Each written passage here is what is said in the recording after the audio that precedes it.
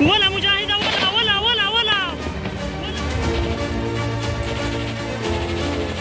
1 জুলাই পাকিস্তানের আকাশসীমায় ঢুকে ড্রোন হামলা চালায় আফগান তালেবান। বেলুচিস্তান ও খাইবার পাখতুনখাওয়ার কিছু অংশে এই হামলার পর পাকিস্তানও তাদের অত্যাধুনিক প্রতিরক্ষা ব্যবস্থার মাধ্যমে 4টি ড্রোন ভূপাতিত করার দাবি করে। এর ঠিক 2 দিন আগে আফগানিস্তানের পাকতিয়া ও কুন্নার প্রদেশে বিমান হামলা চালিয়েছিল পাকিস্তান। ওই হামলায় 29 জঙ্গি নিহত হয় বলে পাকিস্তানের দাবি। তালেবান সরকার জানায় পাকিস্তানের ওই হামলায় নিহতের সংখ্যা অন্তত 36 জন ও তারা বেসামরিক নাগরিক। পাল্টাপাল্টি এই হামলা প্রমাণ করে একসময়ের কৌশলগত মিত্র এই দুই প্রতিবেশী রাষ্ট্র এখনো আক্ষরিক অর্থেই প্রকাশ্য যুদ্ধে লিপ্ত। অথচ 2021 সালের আগস্টে কাবুলের পতনের পর আফগান তালেবানের পুনরায় ক্ষমতায় আসাকে পাকিস্তান প্রাথমিকভাবে নিজেদের এক বিশাল কৌশলগত বিজয় হিসেবে উদযাপন করেছিল। মাত্র 5 বছরের ব্যবধানে সেই উচ্ছ্বাস হারিয়ে গেছে বড় ধরনের সামরিক সংঘাতে। পাকিস্তান ও আফগানিস্তানের মধ্যে গত বছরের অক্টোবর মাস থেকে সংঘাত চলছিল। তবে পাকিস্তান আনুষ্ঠানিকভাবে গত 27 ফেব্রুয়ারি আফগানিস্তানের তালেবান সরকারের বিরুদ্ধে সরাসরি যুদ্ধের ঘোষণা দিয়ে শুরু করে অপারেশন গজব-লিল-হক।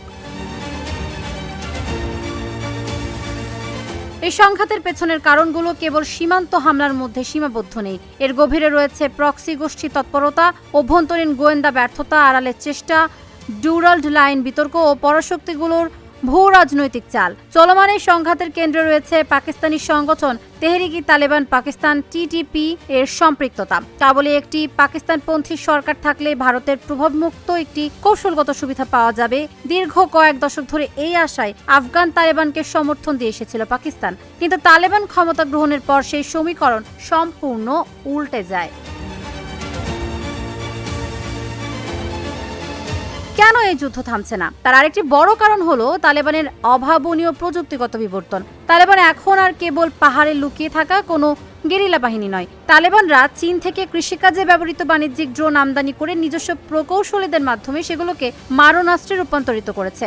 ড্রোনের রাসায়নিক ট্যাঙ্ক সরিয়ে সেখানে 3D প্রিন্টেড প্লাস্টিক র্যাক বসিয়ে RDX বিস্ফোরকযুক্ত মর্টার শেল ব্যবহারের প্রযুক্তি আয়ত্ত করেছে। এর বিপরীতে পাকিস্তানের সামরিক কৌশল অত্যন্ত কৌতূহলোদ্দীপক। সামরিক শক্তির বিচারে পাকিস্তান আফগানিস্তানের চেয়ে বহুগুণ শক্তিশালী হলেও তারা সর্বাত্মক যুদ্ধে জড়াচ্ছে না। পাকিস্তান ভালো করে জানে আফগানিস্তানের সঙ্গে একটি পূর্ণাঙ্গ প্রচলিত যুদ্ধ শুরু হলে তা কেবল দীর্ঘস্থায়ী ও ব্যয়বহুলই হবে না, বরং পশ্চিম সীমান্তে পাকিস্তানের সামরিক শক্তিকে আটকে ফেলবে। সম্পূর্ণ সীমান্তে ভারতের বিপরীতে তাদের কৌশলগত অবস্থান দুর্বল করে তুলবে। এই সংঘাতের আগুনে সবসময় ঘি ঢেলে যাচ্ছে ঐতিহাসিক ডুরান্ড লাইন বিতর্ক। 1993 সালে ব্রিটিশদের টানা 1622 মাইলের এই সীমান্ত রেখাকে আফগানিস্তান কখনোই স্বীকৃত আন্তর্জাতিক সীমান্ত হিসেবে মেনে নেয়নি। ডুরান্ড লাইন বরাবর পাকিস্তানের কাঁটাতারের বেড়া নির্মাণ নিয়ে দুই দেশের সীমান্ত রক্ষীদের মধ্যে নিয়মিত সংঘাত ঘটছে। এর পাশাপাশি 2025 সালে পাকিস্তান থেকে 10 লাখের বেশি আফগান শরণার্থীকে জোরপূর্বক বহিষ্কারের ঘটনা তালেবান সরকারকে চরম ক্ষুব্ধ করেছে। দ্বিপক্ষীয় এই সংঘাত পর্দার আড়ালে সবচেয়ে বড় মনস্তাত্ত্বিক প্রভাবক হিসেবে কাজ করছে ভারত। পাকিস্তানের বড় ভয় হলো আফগানিস্তানে ভারতের ক্রমবর্ধমান প্রভাব।